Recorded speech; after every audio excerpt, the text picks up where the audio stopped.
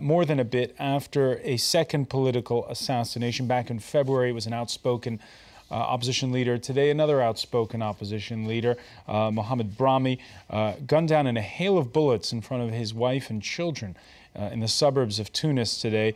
And this happening at a crucial juncture for Tunisian politics, just as they're heading towards uncovering the killers of that February assassination of Choukri Belaid, and B, as the country moves forth with its constituent assembly towards establishing a firm new set of rules and a new parliament.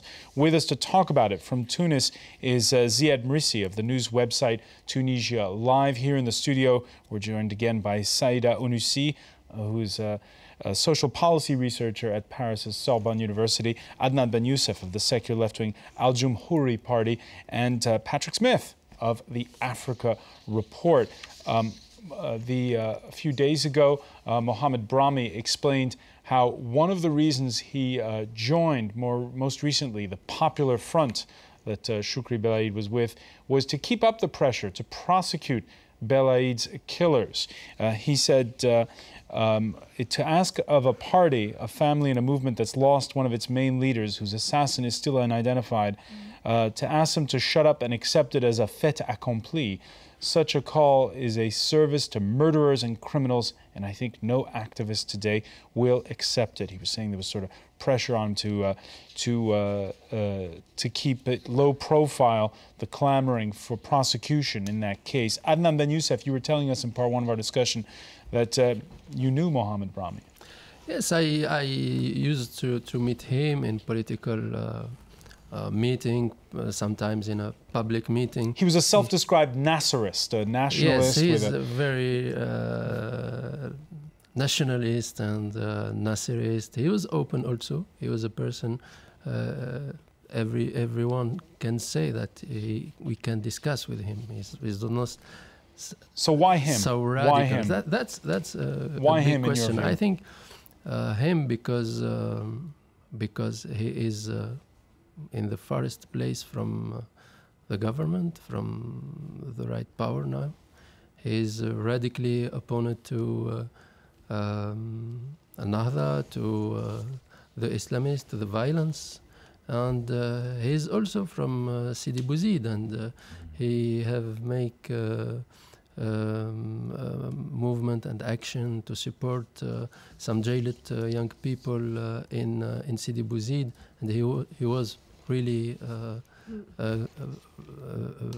a person important in that place. It's a hot symbol. Yeah, a whole symbol to target someone coming from Sidi Bouzid, knowing that it was the city from where the uprising in Tunisia and thus in the Arab world coming. So people who have done that clearly want to harm the whole revolutionary process. It's clear. And I think.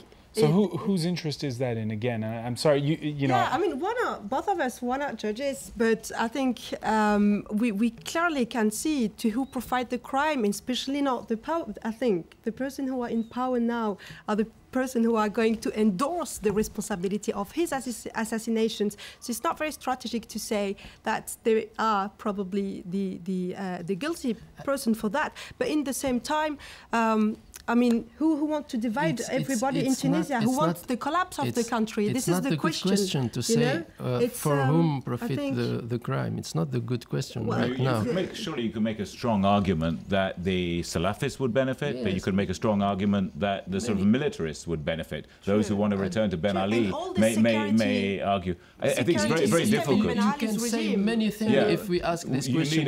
You need a forensic professional investigation. I mean, the better question is why we've get this situation in Tunisia, in which country this situation have never existed before in 6 months of difference. 2 assassinations. So why 2? There is 2 assassinations. There is a political sustainment to these leagues of violence. These leagues.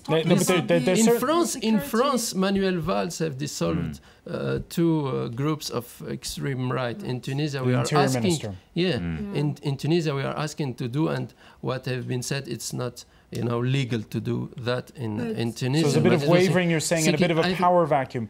At this point, I want to bring in to our discussion James Creedon. Now, James, nice to see you. Likewise, François.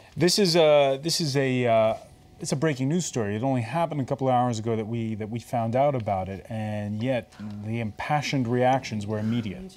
They were indeed, and you were speaking about social media earlier, François, and it has been one of the means by which people have been expressing their frustrations and indeed pointing the finger of blame. Now, before I get to some of the reactions on social media, this is the Huffington Post, the Maghreb edition, which has only been opened up in the last few weeks, and that was their front page of the website for much of the afternoon, Assassination of the Republic. And you can see similar messages on social media, assassination of Mr. Brahmi, the day of the Republican, what would you say, national holiday.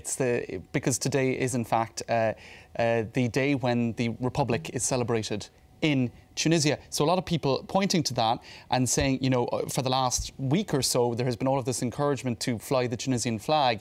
And in fact, what happened with the assassination of Mr. Brahmi is seen as an attack on those Republican and democratic values. You can see there on social media photos of the Tunisian flag, and they were already hanging for that National Day. Now, that is a photograph that has also been circulating on Twitter.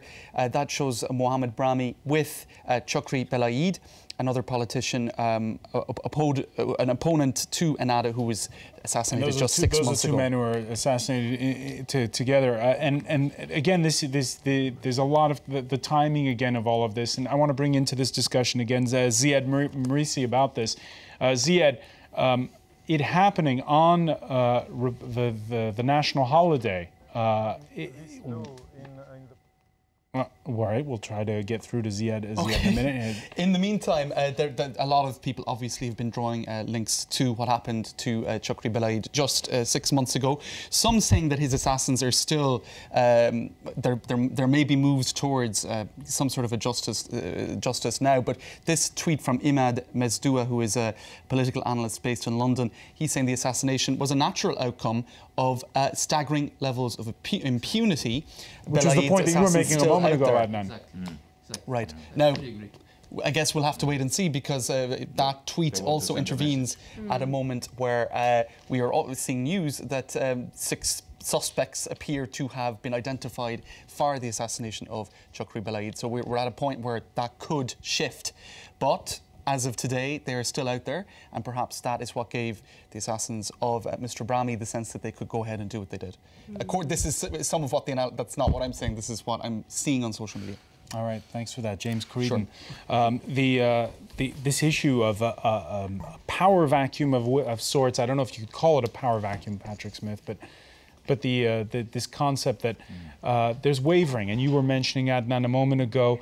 There's been fighting in the hills near the border against a very small group of radicals, but who are well entrenched there. There's sort of a lot of people profiting from sort of this idea that there is this moment of wavering. It's been a long time now since the fall of Ben Ali. It was January 2011. This is 2.5 years ago. That was always the argument for pushing ahead as fast as possible with elections to the constitution, just to keep the momentum of the revolution. I mean, the difficulty with that is then, someone is not going to get their views represented. I mean, the more consensual and the more democratic you are, the longer this thing is going to take, I guess. But I think on the security issue, the attacks in Benghazi last year, and indeed some of the blowback you've seen in the Sahel, in places like Mali, that's coming around the edges in Tunisia. So there are clearly extremist, hardline militarist groups operating within the country's borders. There's no question about that. Okay, so there's the hardliners, and then there's the issues for Ennahda itself. Ennahda, a party, and this is a party that is aligned with Egypt's Muslim Brotherhood. The Muslim Brotherhood losing one of their main backers, you could say, recently in terms of the new Emir of Qatar changing. Well, he hasn't disavowed Ennahda, has he? Because Qatar was very, very important. I have to watch it on the libel front, because I know there's been a libel action about allegations of Qatar funding Ennahda's election campaign. But certainly I think we can say that diplomatically and in other forms, Qatar has been extremely supportive of Ennahda over the last 18 months. And I don't think that there's any sign of that changing, even under the new emir. Let's just remind our viewers, Mohammed Brahmi, who's assassinated this Thursday, from Sidi Bouzid, the town where there was that distressed street vendor's self-immolation. That led to January 2011, again the timeline, the overthrow of a strongman of 2 decades, Zine al-Abidine Ben Ali. He's now in exile in Saudi Arabia. The whole world applauding in October of that same year when Tunisia voted for the Constituent Assembly. Now, originally, it was due to take the country to elections 1 year later. But we still don't have those elections. We still don't have the final constitution. Like in Egypt, the Islamists winning. But unlike in Egypt, Ennahda did not win an outright majority. 41% of the seats they have, and they've had to make up a coalition as a result. And I guess one of the big questions in all of this, and I'll put it to you, Zied, in Tunis, is where does Ennahda go from here? Well, I think that Ennahda has to succeed in exiting from power smoothly, without violence, without any other issue that might disrupt the situation where we're in and the continuity of the states.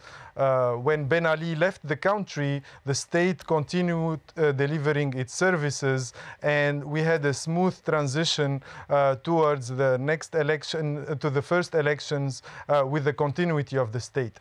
At this level, I feel that the troika that's ruling Tunisia right now reached a deadlock and a dead end, and there is no way they can continue this way. We have to assure, and this is what everybody was saying in the streets and screaming their lungs, they really want them out. I don't think the situation in the streets can wait for the next election. I don't think the situation in the streets can wait. But Zied, you say they want them out, but they still got 41% of the vote in that Constituent Assembly election. When you say you want them out completely? That wouldn't be democratic, would it? No, I think that they were elected for 1 year for a mission, which is to write a constitution. They did not manage to do the job. I was with Constituent Assembly members who were asking and were saying that this is the end of the legitimacy. I'm saying here that we can do this smoothly all together. And Ennahda can by itself. And actually, Prime Minister Jbeli said that they failed. And he asked for a government of technocrats. And here, Ennahda can say, we actually did not listen to Jbeli, and we are going with what the people want, which is new elections. Meanwhile, we are going to withdraw from power and give power to people who are able to secure the country in order to succeed in the next elections. In order to have elections, you not only need a date, but you need the climate of stability and security that Ennahda did not manage to offer to Tunisians at this level. Saida, I've got to ask you again. This sounds like a lot like Egypt. Yes, you may have been elected, but you're no longer legitimate.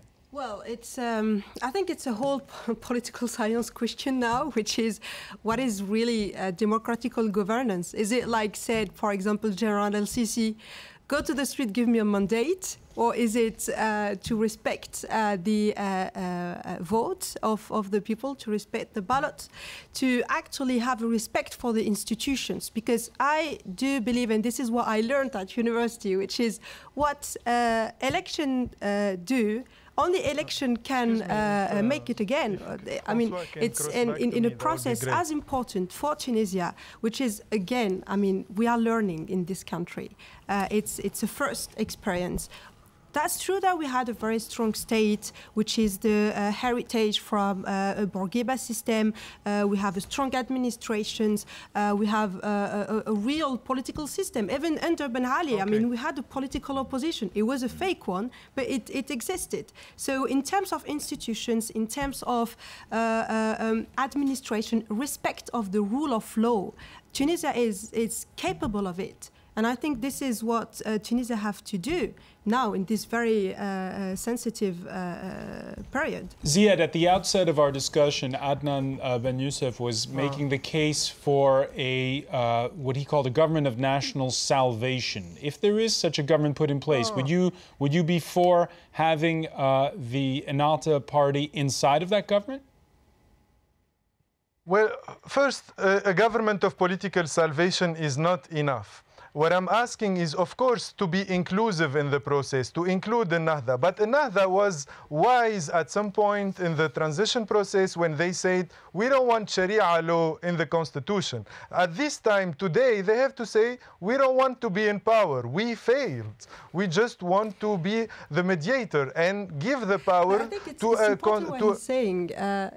Do we have an independent justice, or does the legal and justice work depend on Ennahda, which is a political party? I mean, it's very important to put things clearly here.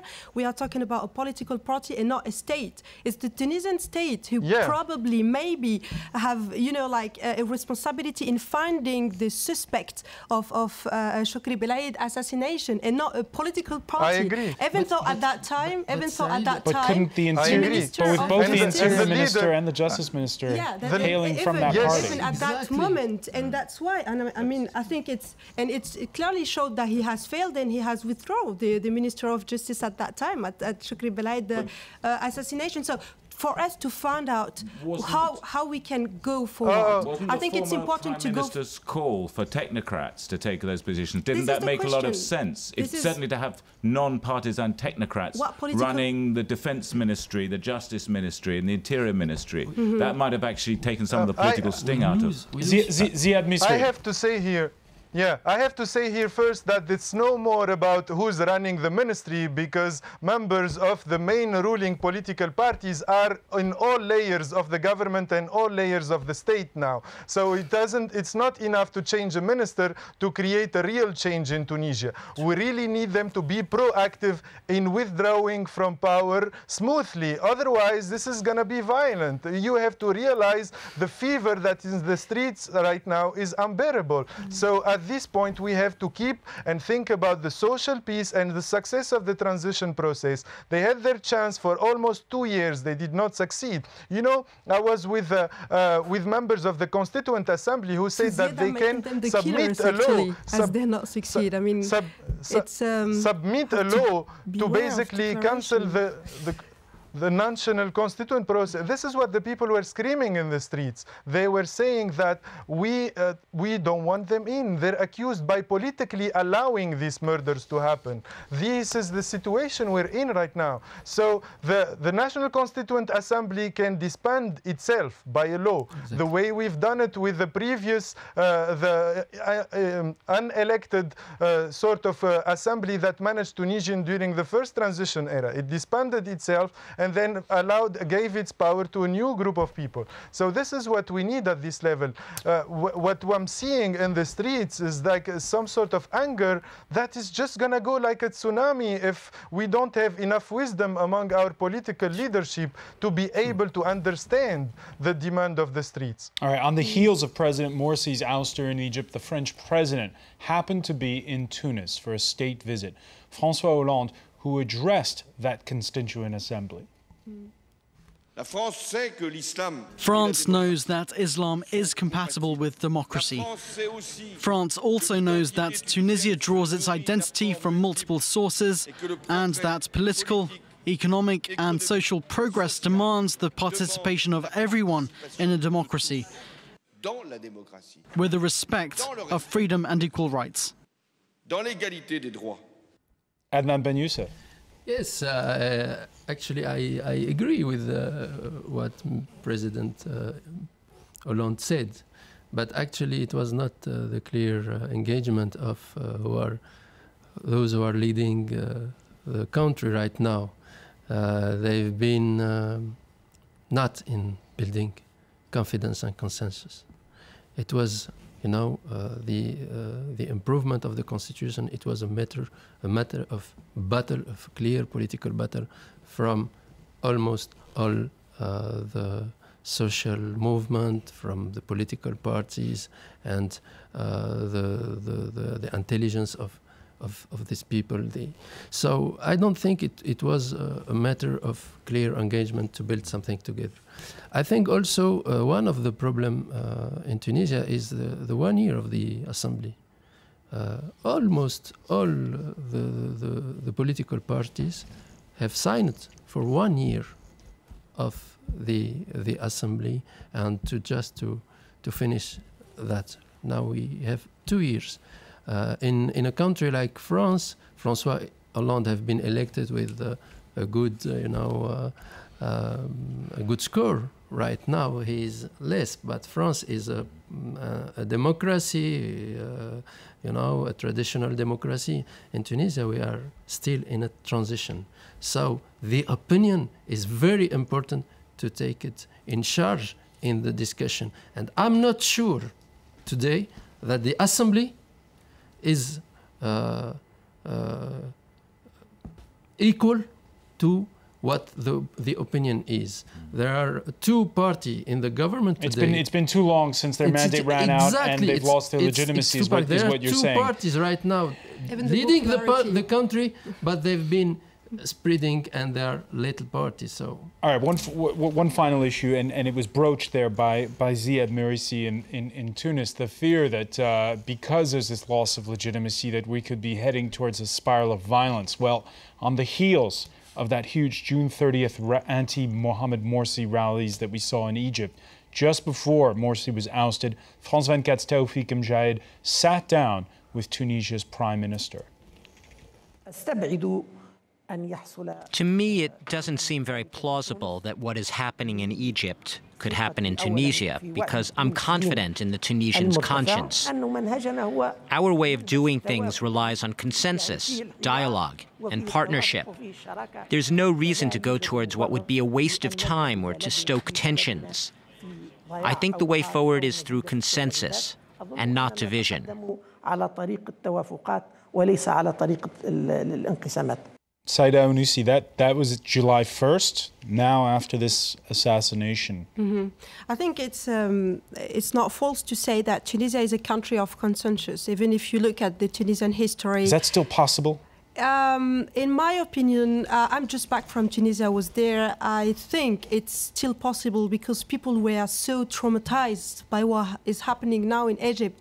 People coming from all sides of the political system, but also people, and especially those little people coming from the popular social class, who doesn't want to be in this infernal circle of violence because their life depends on it. I mean, we are also in this very special month, which is a Ramadan month in Tunisia, so in the whole world. So, I mean, you have also to think about that. People, it's not in their interest to enter in a cycle of violence. And I think it's the responsibility of political leaders now to call for calm and to call for justice to be made. And Zied, what's your prediction? What's going to happen? Well, it all depends on the reaction of the political sphere. If the political leadership is able to absorb the anger by concrete measures that give us a way out that's shorter than the way that's proposed right now, I think things can be contained. I think if they will not realize that the legitimacy of the National Constituent Assembly is over, that this government was unable to provide the security and the climate needed for the organizing the next elections, if they are not inclusive, if they do not withdraw from power and be more inclusive in their power sharing, then I don't think we're going to the right direction anymore. Patrick, one final point on this, because we're almost out of time. I would just underline his point about the elections. If you make a false step at this stage in terms of the legitimacy of the Constitution, of the Constituent Assembly, and the planning of the next elections, and those are next not accepted, then you really start a cycle of political confrontation and tension. So that would be the disaster. And I think that really begs the question of what someone like President Mhirsi could do in terms of bringing people together and imposing almost some sort of much more consensual pattern and style of government in this transitional period. Everyone recognizes we're now into a transitional period ahead of the elections. I don't see why we need, as someone was saying, the partisan alignments. Surely the people should retreat from those partisan alignments. There's nothing to, the political parties should get ready preparing for the election. And certainly in neighboring Libya and Egypt, they'll be watching very carefully what happens. I want to thank all of you, Adnane Ben Youssef. I want to thank Saida OUNISSI, Patrick Smith, and also Zied Mhirsi for joining us from Tunis. Thank you for being with us here in the France 24 debate.